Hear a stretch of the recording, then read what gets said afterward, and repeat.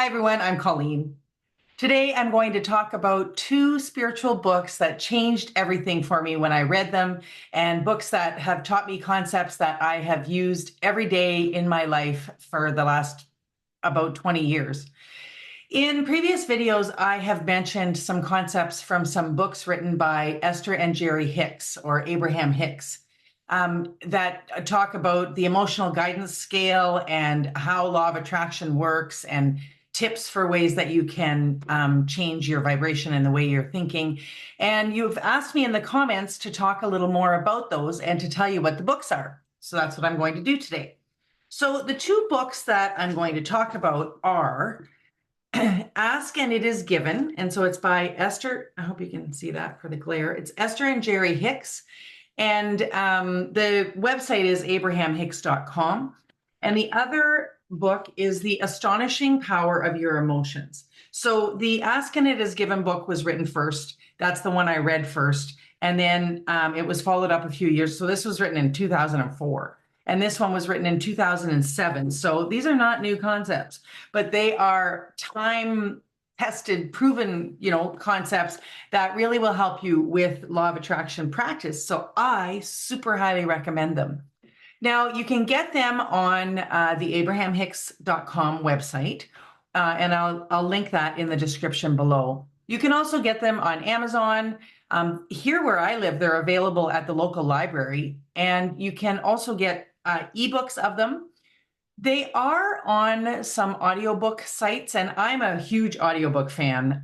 That's mostly what I do, is listen to audiobooks. But even if you listen to the audiobooks, I would strongly suggest that you buy a physical copy as well, because I use them. I'm going to show you some sections that are in them that I use all the time. This one, Asking It Is Given, like the spine is broken and I've got pages turned down, because I have referred back to them countless times over the years. Not quite so much anymore, because over time, of course, I've used the concepts and really embodied them and developed my own practice with them and my own way of using what they're teaching. So I don't have to look at the prompts that are in the book so much anymore, but I have not too long ago, like a few years ago, when I was going through a particularly hard time, I hauled out these books all over again and got right back to basics with using the concepts exactly as they were outlined in here. So I would suggest reading Ask and It Is Given first. I mean, follow your intuition of whichever one you want to read first. But Ask and It Is Given has a really deep dive into how the law of attraction works and why it works, and what I'm talking about when I talk about your vibration creates your reality, or your thoughts create your reality, and your vibration is what attracts that reality to you. And you can, in the table of contents, it lists like, you do create your own reality. How can I get there from here? This simple basis of understanding makes it all fit together. The law of attraction, the most powerful law in the universe, like it really explains how it all works. And then it gets into, this is the book that has the emotional guidance scale in it. So it's in chapter, oh, sorry, I don't even know. I think it's chapter 22. Anyway, yeah, I've got it folded down. Don't come at me for folding pages down in a book. I do that.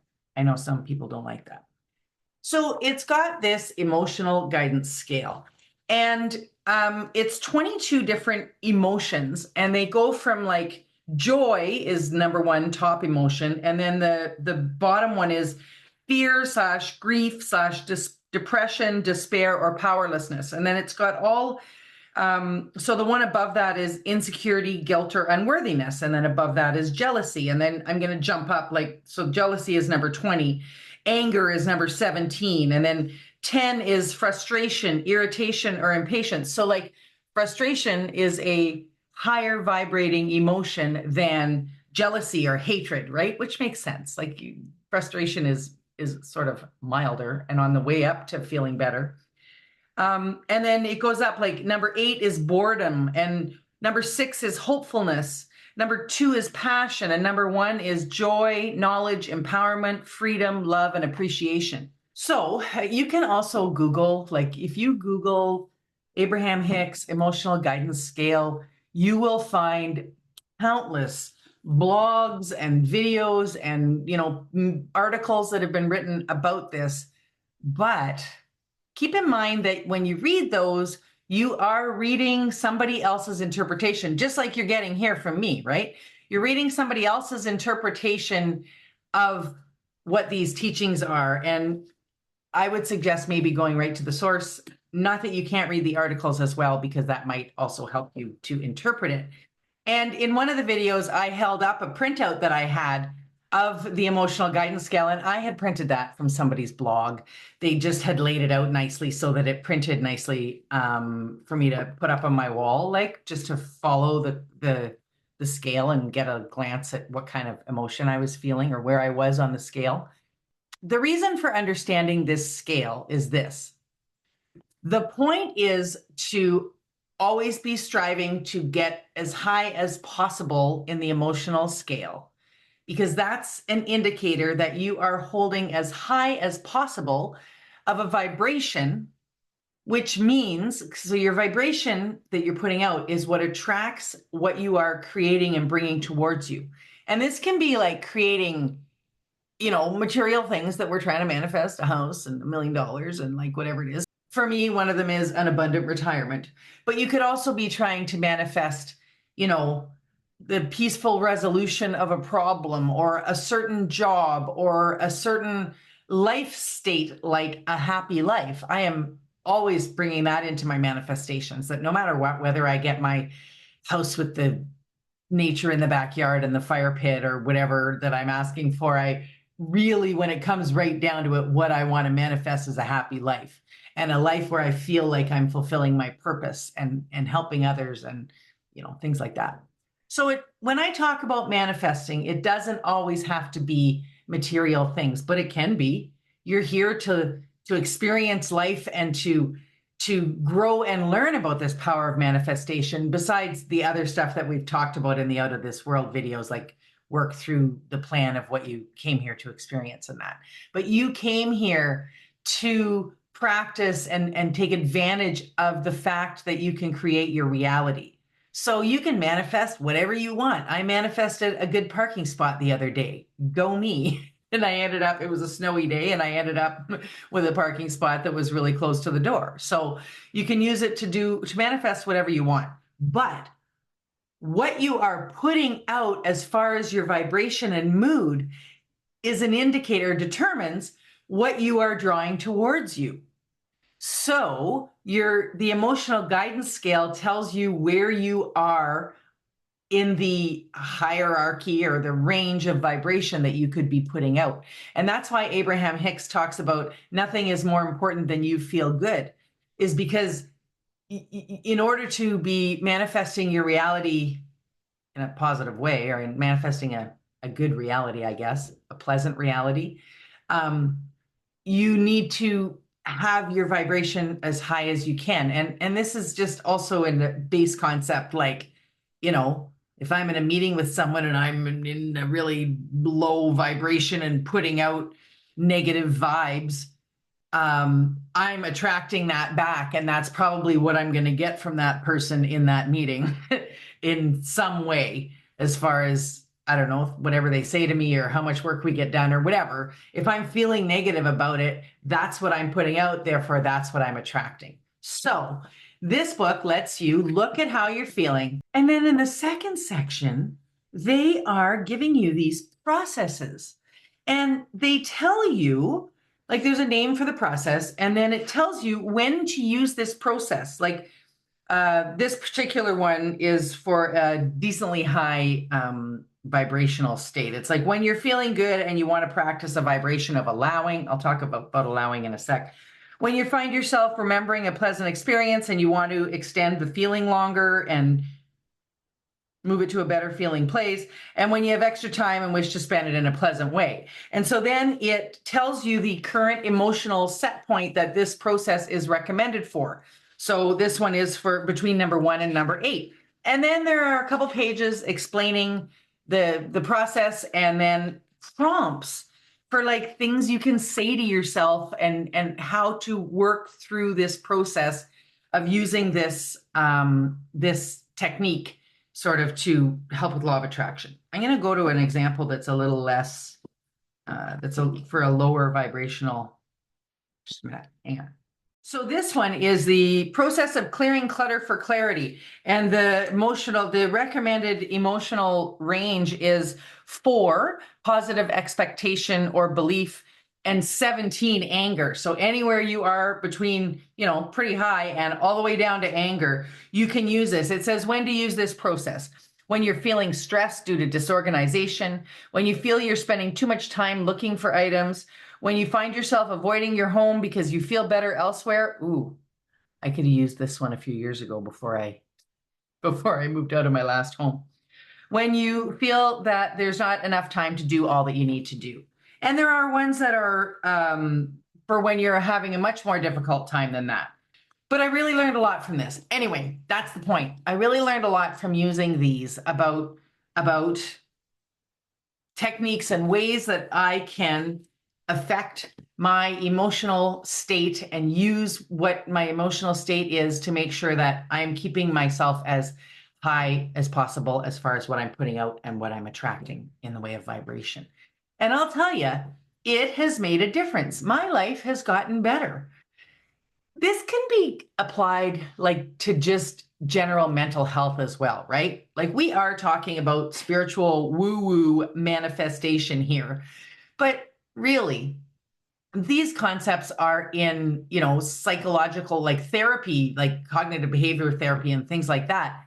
These concepts are in there as well, right? Just changing the way that you're thinking about things, and it can just make you have a better day and make you not be mired in the stress of the things that are going on in your life. So now that brings me to this second book. So The Astonishing Power of Your Emotions, there's some recap in this. It also is about your emotions and about how they are a guide to what you're creating.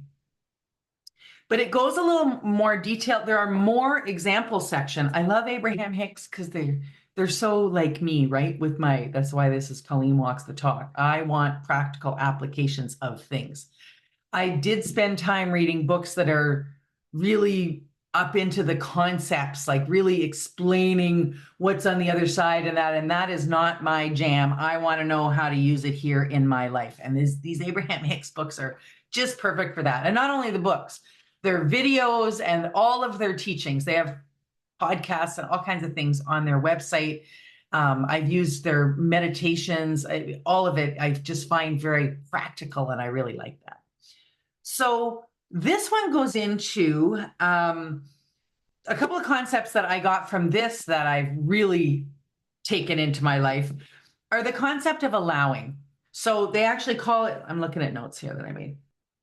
They actually call it the law of allowing. So where you are currently, whether you like it or not, sorry, some people are not going to like hearing this. Some of us are going through some really heavy karma and living out things that are really heavy or difficult in our lives. And I acknowledge that, and I'm sorry. I've been through stuff. I've been pretty blessed, but I've been through difficult times myself. And this is not sometimes easy to hear. But where you are is a vibrational match to what you're putting out, to how you're thinking about it, what you're saying about it, what your general disposition is about your life or about that situation. And we're back to the psychology now, right? Because even if it's some kind of karma playing out in your life that is meant to happen, like you planned to have this happen in your life, even if that's what's going on, your reaction to it, here's where law of attraction comes in. Because people say like, well, if things are planned out for me in some way, how can I affect them with law of attraction? Well, you can affect how they go for you. You can affect how you react to it, how bad like you make it be. Sorry, again, if that's hard to hear, but you can affect day to day how it affects you in your emotions and your feelings and your ruminations. And so the law of allowing is the idea, I'm really paraphrasing. Please read the book. The law of allowing has to do with going with it, understanding that this is part of it, and I'm going to allow where I am now in my life. And they talk about the concept of your canoe. So you put when you put a canoe in the water and the paddles are in there and you get in, it's a lot easier if you turn your canoe downstream and let the current carry you, right? If you need to go or decide that you need to go upstream and you're paddling, like it's hard, you're going against the current, trying to go in a direction that you want to go, you're kind of forcing it a little bit.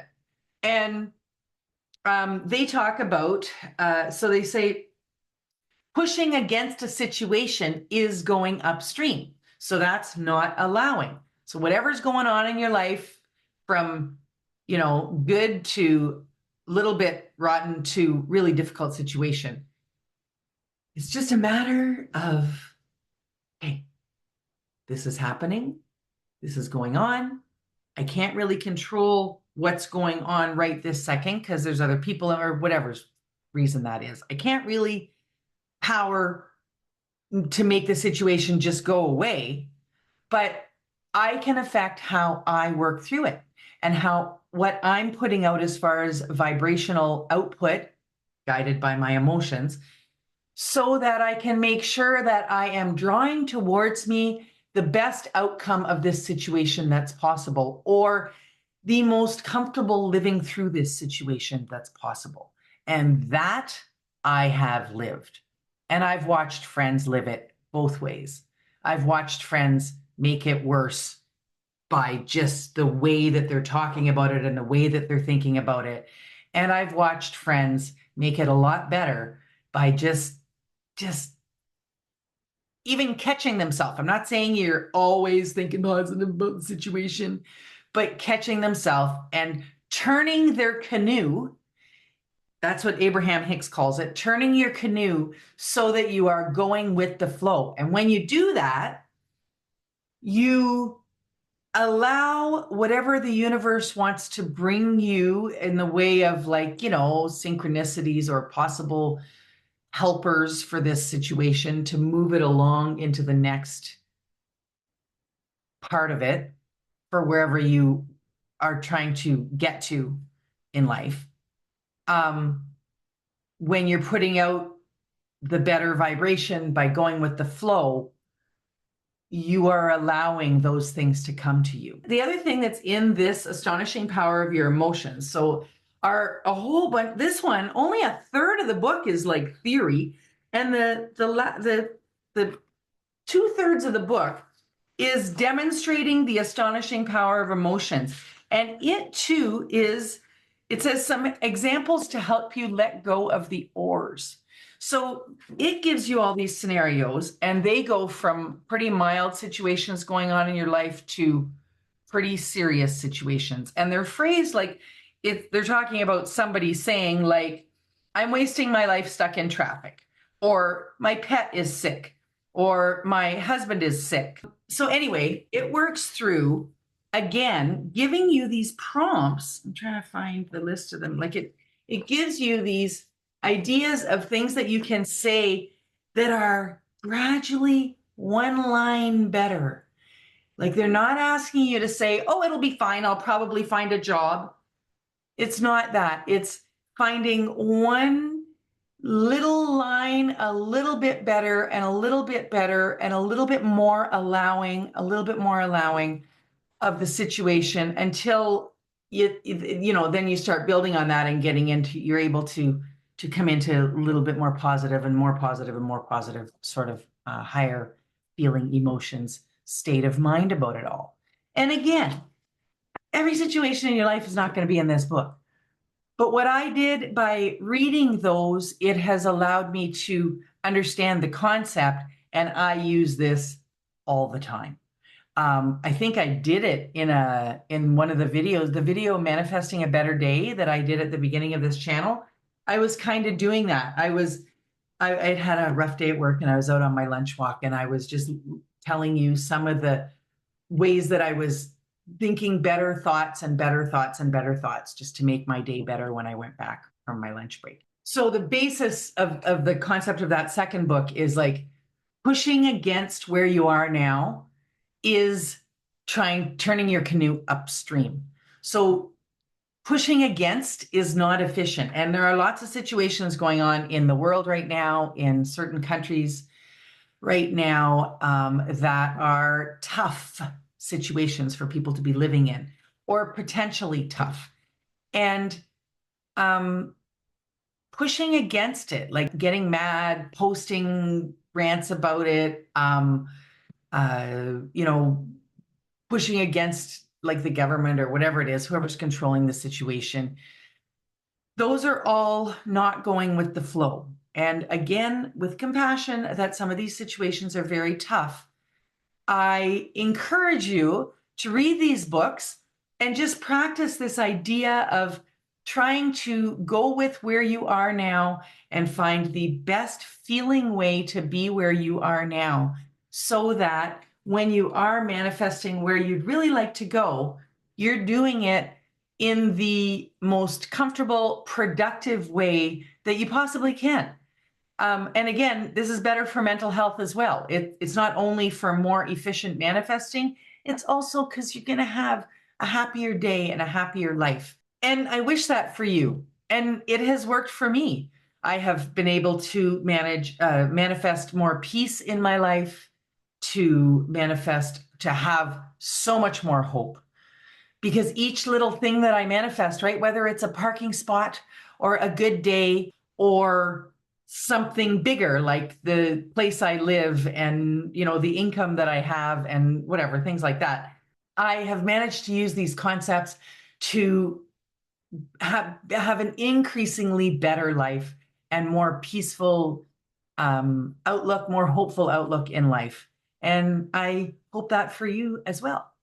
So let me know in the comments if you'd like to see me talk more about the teachings that I've absorbed over the years from books and websites and things, and how I apply them to my life. And whether you already have these books and follow the teachings, or you are going to get them now, or just let me know in the comments how you like this video. Thanks very much for joining me, and we'll see you soon.